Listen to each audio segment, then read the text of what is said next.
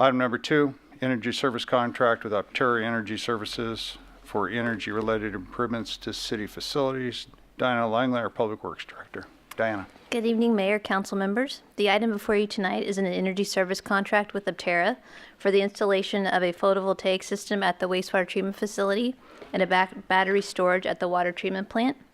Ashu Jain with Optera is here tonight to provide a presentation on the performance of our previous project that they did, as well as details of the proposed project. If Council approves the proceeding with the energy service contract, staff will bring forward a financing plan at a future meeting. So one of the questions that we asked was, what's the need to bring the energy service contract to Council now without having the financing straightened out?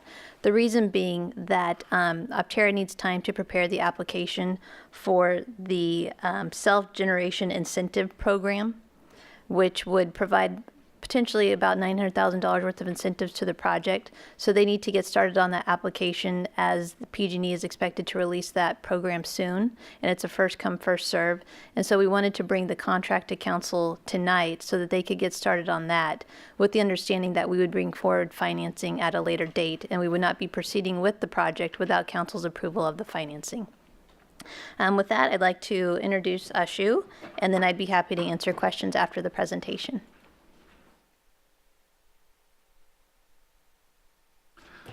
Thank you, Ms. Langley. Good evening, Mr. Mayor, members of the council and staff. Ashu Jain with Optera Energy Services. It's good to be back in front of your council. I'm going to take you through the presentation. Before I do that, I want to introduce Fedi Gabriel, our project manager, and RJ Kroner, our project engineer. They were involved in the first phase, and they've been very involved in this phase of the work. Before I talk to you about what we are asking you to consider tonight, I wanted to summarize our results on until now on the what we are calling now the Phase 1 project. So in the Phase 1 project, we did a ground mount solar system at the water treatment plant, 510 kilowatt. We did solar shade structures at the gap. I avoid saying the full form because I know I'll mess it up. So, solar hot water heating system at the gap. And also we retrofitted all the lighting indoor and outdoor at all the buildings, at some of the parks. We renovated the HVAC system at City Hall and did some other energy conservation measures. So here's, the solar projects were commissioned, started producing electricity in February of this year. And so till date, thank you. So as you see, at the water treatment plant, we are producing more than what we guaranteed. And similarly at the gap, we're producing more than we guaranteed. Overall, year to date, till the end of September, we're producing 5% more than what we guaranteed. Lighting, we monitored them, and we're saving 10.6% more overall for the entire project. Till date, we're 3.1% ahead. And we've only, it's only been 8 months. But for the first 8 months, we are producing 3% more than what we had estimated in savings. So the proposal that we have in front of you for consideration tonight is a 2.1 megawatt solar project at the wastewater treatment facility and a battery storage project at the water treatment facility. So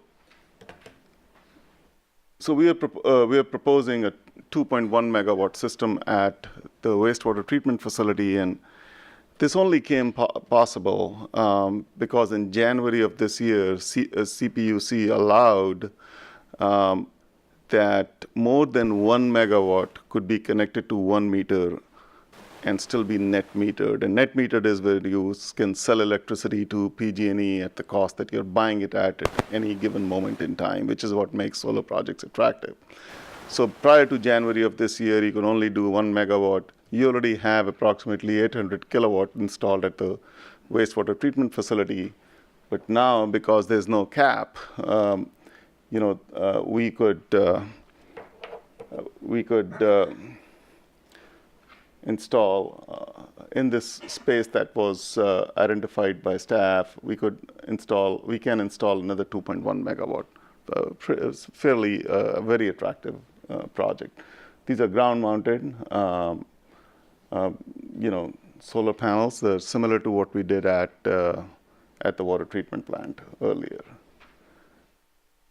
And this will avoid roughly 80%, between 75 and 80% of the cost of electricity consumed by the wastewater treatment plant. What we are also proposing is a 750 kilowatt battery storage system. And battery storage is, it's the same technology, lithium-ion batteries that you see in electric cars, except these are installed in buildings. We actually own the company who's going to be doing this project. It's the largest commercial energy storage company in the country. And what you do, just briefly, you charge the batteries when the cost of electricity is low, and you discharge it when its cost of electricity is high. So there's a lot of demand savings. PG&E charges you around $14 an hour for every hour based on your maximum demand in the month. So when we lower that demand, you're saving $14 an hour. So that adds up to quite a chunk of change. And also, so there's demand savings, and then there's energy savings, because you're basically selling high and buying low. So here's the financial pro forma, and we have a few options in front of you, and I'll take you through them. I have to say that we're not a municipal advisor. We are legally prohibited from giving the council advice on financing. These have been worked out in coordination with your financial advisor. So this is using clean renewable energy bonds, and what Ms. Langley mentioned, the self-generation incentive program, and that will probably open in November. We want to do our engineering. We have committed that it needs a $45,000 deposit. We have committed that we will submit that check of $45,000 at our risk. For some reason, if the financing doesn't happen, if the project fails to get approval, that'll be our problem. So we will do the engineering and submit the check at our risk. So $8.7 million project. There's some financing cost for your financial advisor and bond counsel.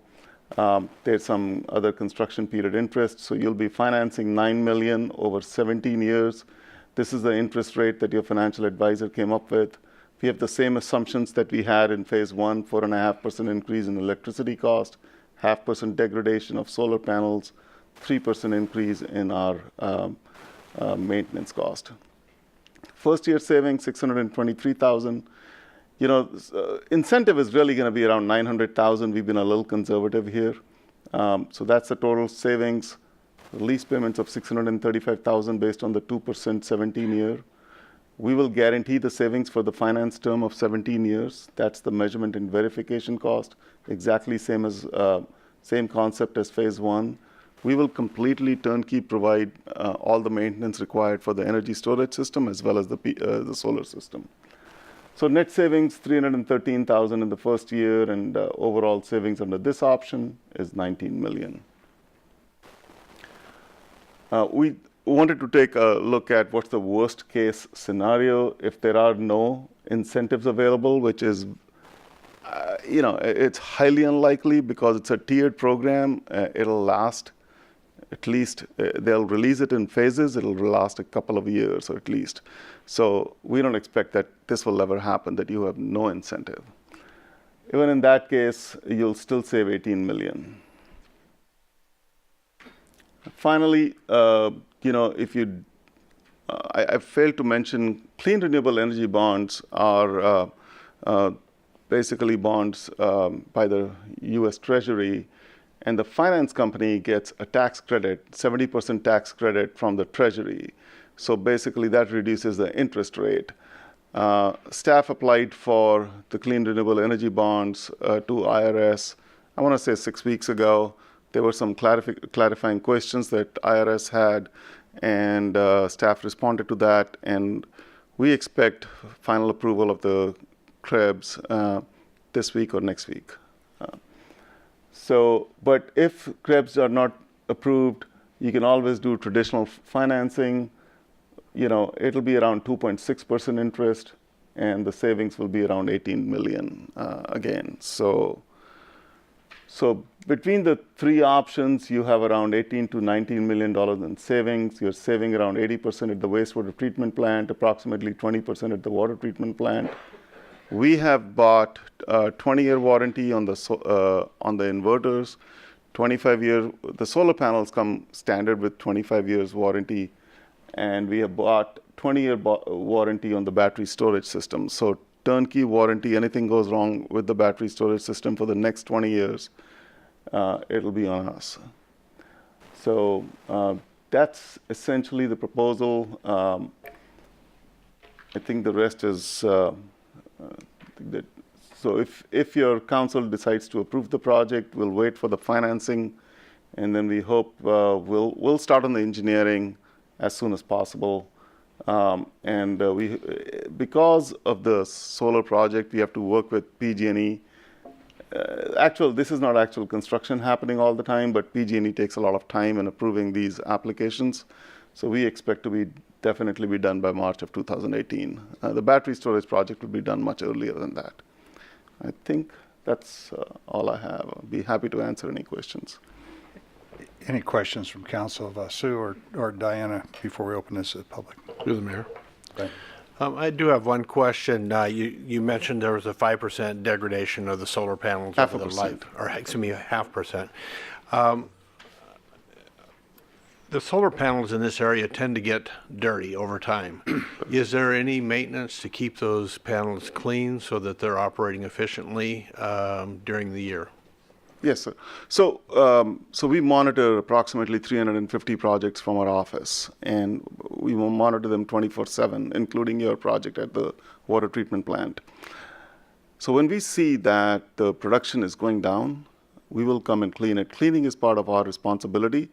We have a guarantee. We're guaranteeing 95% of the energy produced by the solar system. Right. It's in our best interest to keep the solar panels clean. So we are monitoring them. There's alarms that are programmed into the monitoring system. So if it goes below a certain percentage, we will come and clean the solar panels. Otherwise, we definitely clean them once a year. All right, thank you. Any other questions? Yes, to the mayor. Okay. You mentioned that it's the 2,089 kilowatt per system is 80%. Is there a restriction or a reason why we did not go to the 2,750? Is there something within the It was space. just space? Yeah. Okay. So it looked to me like some shorter panels could go in there, but So we are actually using the biggest solar panels, 370 watts, which are, that's the biggest panel available today. So just to maximize the amount of panels we can cram into that space, we are using the largest panel, and that's the maximum we could squeeze in. so that I'm trying to find the picture of it. I can bring it up. So that space that was there, right there, that's the maximum you could get inside of Yeah, that area. so- Or is it a good representation, or is it just? No, it's pretty accurate. These are made on CAD. Right. So I think we looked at every other locations, and, staff has plans for expansion or Okay, that's what I was whatever wondering, if we else had for other expansion stuff. spaces. Yeah. That answers the question. Thank you very much. Thank you. Any other questions? If not, I'm going to open this to the public. Any member of the public who wishes to speak to this item may do so by going up to the podium, letting us know who you are. So I'll open it to the public.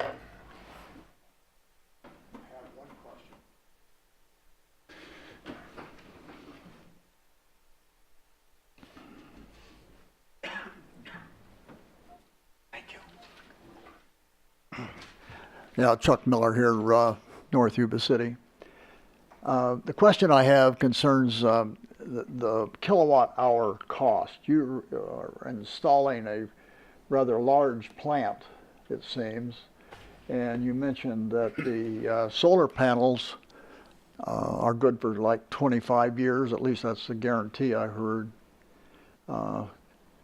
What is the cost of a kilowatt hour that is produced by this plant?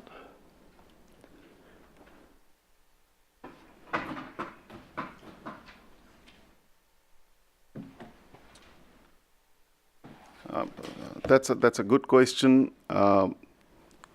Because the city owns the system, will own the system, it's not a power purchase agreement, so we didn't really have a cost per kilowatt hour calculated.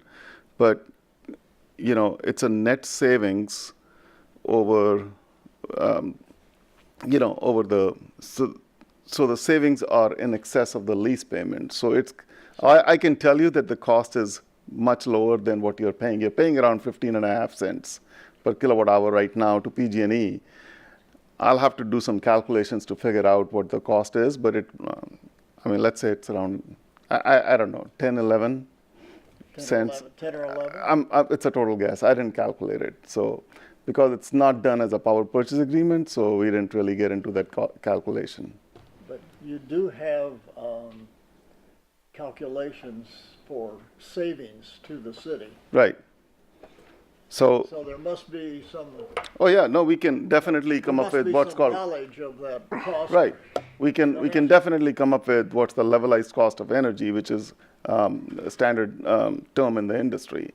If you're very interested, I would be happy to do it. It'll take me no more than 10 minutes. Well, I am interested. And, Okay. It's not something I have to need to know instantly. You could give the information to Diane if it would Okay. be more convenient for you. Absolutely, I would definitely do that. That's Okay. very good. Thank you. Thank you. Okay. Any other member of the public? So Chuck, we'll get the answer to you specific to what the cost is per kilowatt hour. The spreadsheet that was shown shows some assumptions in it. We have to look at those as realistic, given the track record that we currently have with PG&E and the system performance. So what we look at is not necessarily what each kilowatt hour is costing, but what the overall savings to the entire system would be. Thank you. All right. No other member of the public wishes to speak. I'll close the public session or the public hearing on this and bring it back to council for action. Through the mayor, I'll go ahead and make a motion to approve staff's recommendation for A and B. Second. Second. We have a motion and a second. All those in favor signify by saying aye. Aye. Opposed? Thank you very much. That item